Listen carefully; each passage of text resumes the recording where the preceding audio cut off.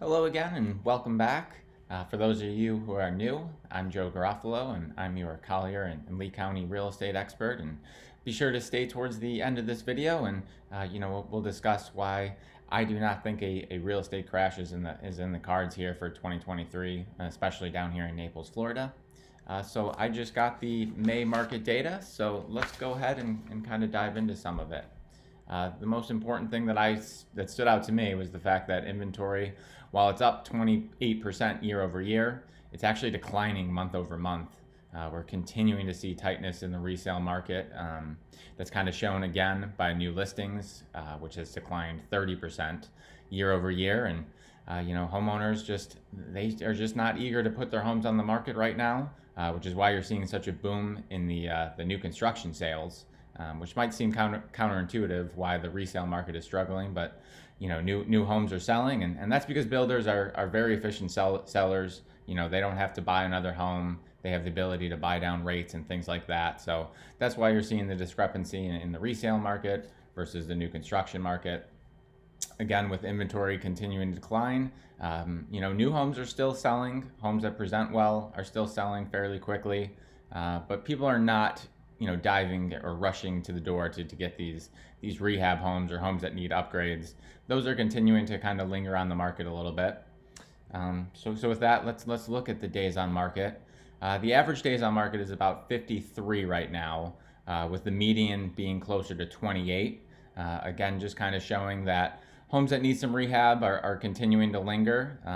But the days on market is only 30 days, so it's beginning to give buyers a little bit of breathing room, some time to go through different properties, get their pre-approvals in order, and do some shopping.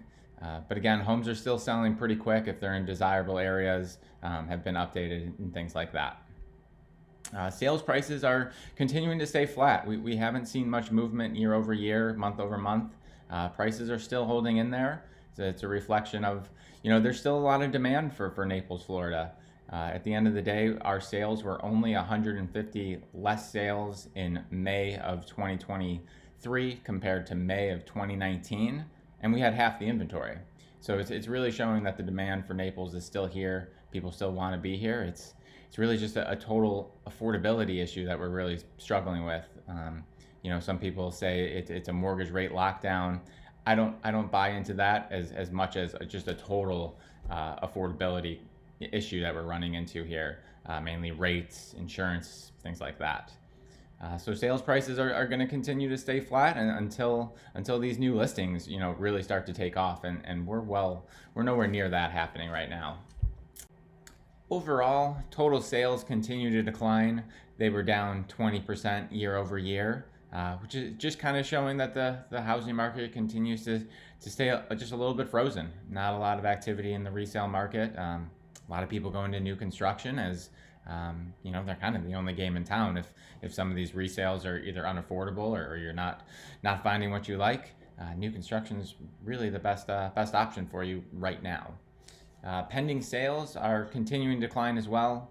They were down 4% year over year in May of 2023. An early look into the June data shows that June's pending sales are going to be down even more. So again, homes are sitting on the market a little bit longer. Buyers' demand is still elevated, but there's not a lot of activity going on, mostly with these rates and just affordability, keeping buyers kind of on the sideline. Which then kind of leads us to percentage of list price. Sellers are becoming more open-minded to negotiation. In May of 2023, we saw about 96% of the average sales price compared to list price. So you were seeing buyers are able to negotiate. Sellers are becoming more open to price reductions. We saw 31% of our listings did see a price decrease in May of 2023, and coupled with the average list price is getting about 96% compared to over 100% back in May of 2022, which was not healthy for buyers. So I am glad to see that people aren't having to rush and overbid for properties. They're getting time to do their pre-approval. You have time to shop mortgage quotes. You can reach out to me anytime. I can get you a quote typically within 24, maybe 48 hours max. So that way you can at least have an idea of what type of insurance rates you're going to be looking at, and I will do a video here in the next week or so covering the insurance market, which there has been some new legislation here in Florida. Things are getting better. We've had one or two new carriers enter the state already. So now the problem wasn't created overnight. The insurance market will take some time to heal, but it's good to see that we already have a new carrier within just a handful of months from this legislation. So hopefully that continues to get better. But again, percentage of list price, about 96, 97%. It's showing that sellers are more open-minded in negotiation this year, and will most likely continue for the remainder of the year. So lastly is the months of supply.